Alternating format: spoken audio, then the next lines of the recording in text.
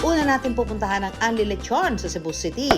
Binabalik-balikan ko ang Quarantinas kasi masarap, pinong-pino yung lasa.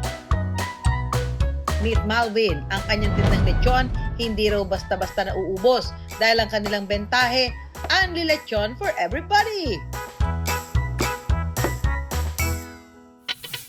May Anli Lechon, 3 puso o kanin, at may kasama pang soft drinks. Lahat ng ito mabibili sa halagang 280 pesos lang. Sa dami kasi na nagtitinda ng lechon sa Cebu, kinailangan daw isipin ni Malvin kung paano sila mapapansin.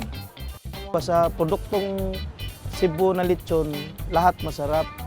Kaya napaisip kami kung ano ba yung mga ideya namin na mabibenta namin yung lechon namin. Kaya na-came up yung idea namin na unlimited lechon.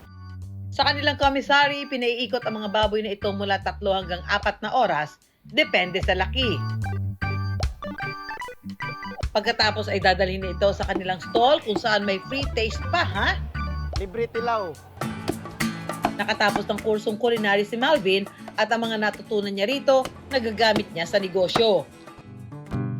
May bigat na 45 to 50 kilos ang mga lechon na nilalabas nila. At kada araw, nakauubos daw sila ng 4 hanggang 7 lechon.